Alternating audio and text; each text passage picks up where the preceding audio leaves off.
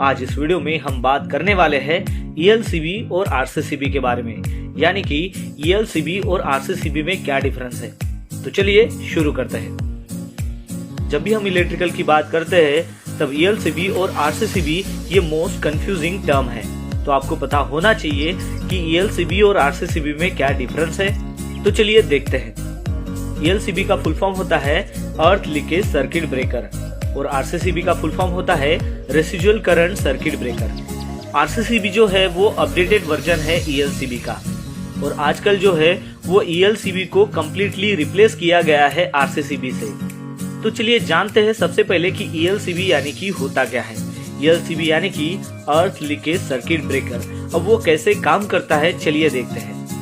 ELCB में जो हम ग्रीन वायर कनेक्ट करते हैं उसे अर्थ कहते हैं और उसका जो अर्थ टर्मिनल है वो कनेक्टेड होता है थ्रू सेंसिटिव ब्लॉक से।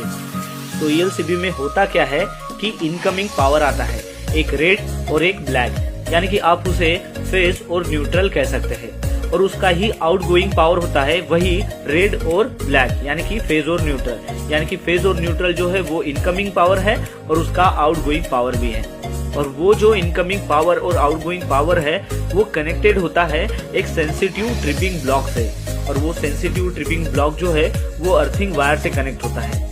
अगर मान लो जो आउटगोइंग जो रेड कलर वायर है वो एक्सीडेंटली अगर कांटेक्ट हो जाती है ग्रीन कलर वायर से, तो उसमें जो फेस का जो रेड वायर है और जो ग्रीन ग्राउंड वायर है उसमें जो करंट फ्लो हो रहा होगा वो लीकेज हो जाएगा, जिसके कारण जो ट्रिपिंग कॉइल है उसमें वोल्टेज ड्रॉप होना शुरू हो जाएगा।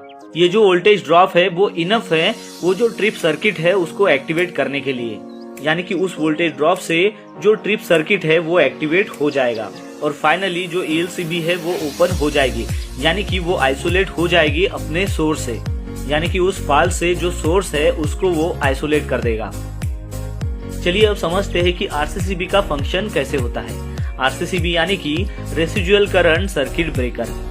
RCCB जो है वो काम करता है under the principle of core balance current transformer. तो RCCB का मेन फंक्शन जो होता है वो होता है मॉनिटरिंग का। वो क्या करता है कि जो फेज वायर है और जो न्यूट्रल वायर है उसमें कितना करंट फ्लो कर रहा है उसको वो मॉनिटर करता है। खास तौर से जो लोड होता है वो कनेक्टेड होता है अक्रॉस फेज और न्यूट्रल टर्मिनल से, यानी कि RCCB में जो कोर बैलेंस करंट ट्रांसफार्मर है वो मॉनिटर करता है कि फेज में और न्यूट्रल में कितना करंट है जो जा रहा है, यानी कि कितना करंट जो है वो फेज वायर में जा रहा है और कितना करंट जो है वो न्यूट्रल वायर से रिटर्न आ रहा है। मतलब ये कि अगर मान लो फेज वायर में 20 एम्पियर करंट जो है वो जा रहा है, तो ऑब्वियसली है कि सेम करंट जो है यानी कि 20 एम्पियर जो करंट है वो रिटर्न आना चाहिए न्यूट्रल वायर से, यानी कि इन दोनों का जो करंट फ्लो है जो दोनों में सेम है वो हो जाएगा 0 अपने कोर बैलेंस करंट ट्रांसफार्मर में। उस समय RCCB ऑपरेट नहीं होगी उस नॉर्मल कंडीशन में। चलिए कंसीडर करते हैं कि कोई अगर मान लो फॉल्ट हो गया या फिर किसी आदमी ने जो है वो लाइव फेज वायर को टच कर लिया, जिसके कारण क्या होगा कि जो लाइव वायर है और अर्थ है इन दोनों के बीच में जो करंट फ्लो है वो लीकेज हो जाएगा, यानी कि उसमें जो एग्जिस्टिंग लोड था, जो फेज का एग्जिस्टिंग लोड था वो था 20 मिली एम्पियर। अब जब आदमी ने उस फेज को टच किया तो उसमें से जो करंट फ्लो है वो लीकेज हो गया, यानी कि उसमें जो फॉल्ट करंट है और लीकेज करंट है वो अभी बढ़ जाएगा, यानी कि अब वो हो जाएगा 30 मिली एम्पियर। लेकिन हमारा जो न्यूट्रल वायर था वो कैरी कर रहा था 20 एम्पियर। अब जब ये लोड बढ़ गया, यानी कि उसमें 10 एम्पियर जो लोड बढ़ गया है, अब वो जो लीकेज करंट है वो अनादर पाथ से जाएगा, यानी कि जो अर्थ का जो पाथ है उस पाथ से वो जाएगा। तो ये जो डिफरेंस है कि पहले 20 एम्पियर लोड था अब वो हो गया है 30 मिली एम्पियर। तो ये जो लोड है वो RCCB डिटेक्ट करेगा, यानी कि वो सेंस करेगा थ्रू CBCT, यानी कि कोर बैलेंस करंट ट्रांसफार्मर के थ्रू। तो अब जो CBCT ने जो करंट लीकेज हुआ है उसको सेंस कर लिया, तो अब वो क्या करेगा कि जो अनबैलेंस करंट है वो सेंड करेगा रिले ऑपरेटिंग कॉइल्स को, और जब वो रिले ऑपरेटिंग कॉइल्स में पहुंच जाएगा तो फाइनली जो है RCCB ट्रिप हो जाएगा।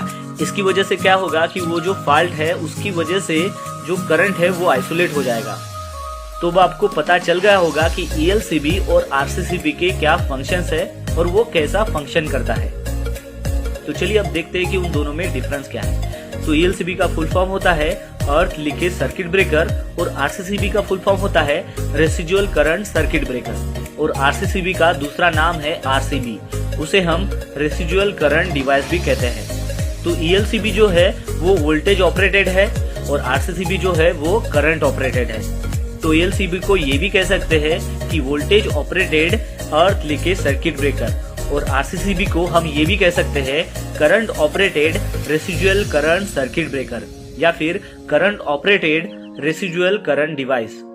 ईएलसीबी में जो अर्थ कनेक्शन है वो अच्छे कंडीशन में होना चाहिए, तभी जाके जो ईएलसीबी है वो अच्छे से फंक्शन करेगा। और आरसीसीबी में जो है वो अच्छा अर्थ कनेक्शन अगर नहीं रहा तब भी वो अच्छे से फंक्शन करेगा, यानी कि अच्छे से काम करेगा। ईएलसीबी में क्या होता है कि जो लीकेज करंट है या फिर जो फॉल्ट करंट है वो फ्लो होना चाहिए अपने अर्थ पास से। अगर वो मान लो अर्थ पास से फ्लो नहीं होगा तो वो काम नहीं करेगा, वो ऑपरेट नहीं करेगा। और आरसीसीबी में क्या होता है कि जो करंट लीकेज है वो फ्लो होता है अर्थ की पास से, तभी वो ट्रिप करेगा, नहीं तो वो ऑपरेट नहीं करेगा। इसलिए पहले जो ईएलसीबी आती थी उसे voltage operated earth leakage circuit breaker कहते थे और अब जो आरसीसीबी आती है उसे हम कहते हैं current operated residual current circuit breaker. तो इनमें मेन डिफरेंस क्या है वो आपको समझना है कि पहले जो ईएलसीबी आती थी उसे वोल्टेज ऑपरेटेड ईएलसीबी कहते थे और अब जो ईएलसीबी आती है वो करंट ऑपरेटेड ईएलसीबी होती है। अब हम उसे आरसीसीबी भी कहते हैं और आरसीडीबी कहते हैं क्योंकि इनका फंक्शन जो है वो सेम ही होता है। तो दोस्तों आशा करता हूँ कि आपका जो कंफ्यूजन था ईएलसीबी और आरसीसीबी के बारे में ये वीडियो देखने के बाद दूर हो चुका होगा। मिलते हैं नेक्स्ट वीडियो में एक नए टॉपिक के साथ में, तब तक के लिए टेक केयर, बाय बाय।